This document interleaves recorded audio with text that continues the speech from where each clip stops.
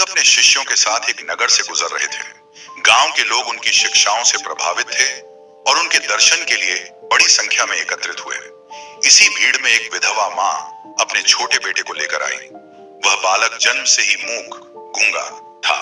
माँ रोते हुए बुद्ध के चरणों में गिर पड़ी और बोली, हे प्रभु, मेरा बेटा बोल नहीं सकता, कृपया इसे वाणी प्रदान करें। बुद्ध ने प्रेम पूर्वक बालक की ओर देखा। बालक की आंखों में एक अलग ही चमक थी, जैसे वह सब कुछ समझ रहा हो, लेकिन कह नहीं सकता था। बुद्ध मुस्कुराए और बोले, माँ, यह बालक वाणी से नहीं, हृदय से बात करता है। इसका मौन इसकी शक्ति है, दुर्बलता नहीं। माँ को यह उत्तर समझ नहीं आया। वह निराश होकर वापस जाने लगी। तभी बुद्ध ने बालक को अपने पास बुलाया और उसके सिर पर हाथ फेरा। फिर उन्होंने एक शिष्य से एक दीपक लाने को कहा। जब दीपक लाया गया तो बुद्ध ने उस बालक की ओर देखकर कहा, इस दीपक की लौ क्या कोई आवाज करती है? बालक ने धीरे से सिर हिलाकर अन्न में उत्तर दिया। बुद्ध बोले, फिर भी यह रोशनी फैलाती है ना? बालक ने फिर सिर हिलाकर सहमति जताई। बुद्ध मुस्कुराए और बोले, ठीक वैसे ही जीवन में शब्दों से अधिक कर्म बोलते हैं। जो मौन रहते हैं वे सबसे गहरी बातें समझते हैं। समय बीतता गया। वह बालक बड़ा हुआ और अपने मौन स्वभाव के कारण गांव में सबका प्रिय बन गया। वह लोगों की सेवा करता, पशुओं की देखभाल करता और बिना कुछ कहे भी सबकी मदद करता। एक दिन गांव में अकाल पड़ा। पानी की कमी के कारण खेत सूखने लगे और लोग भूख से मरने लगे। गांव के लोग मदद के लिए नगर के राजा के पास जाना चाहते थे, लेकिन कोई भी जाने को तैयार नहीं था, क्योंकि राजा बहुत कठोर था और किसी की नहीं सुनता था।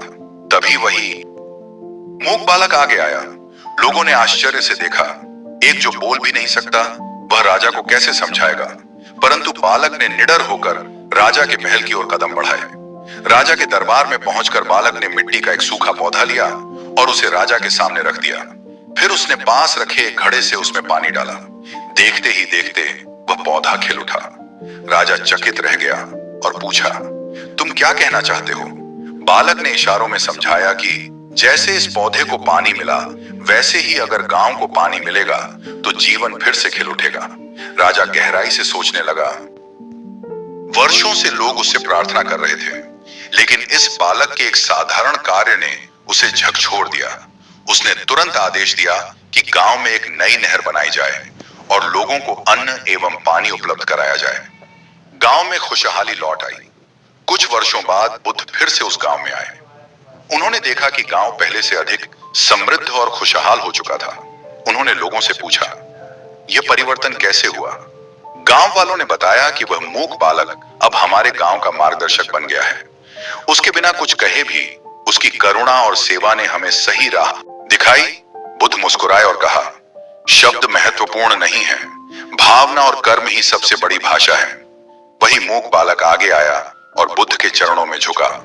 बुद्ध ने उसके सिर पर हाथ रखा और कहा, आज तुमने संसार को दिखा दिया कि मौन केवल एक अभाव नहीं, बल्कि एक महान शक्ति है। शब्दों से अधिक कर्म और भावना बोलती है। करुणा और निस्वार्थ सेवा ही सच्ची भाषा है, जिसे हर कोई समझ सकता है।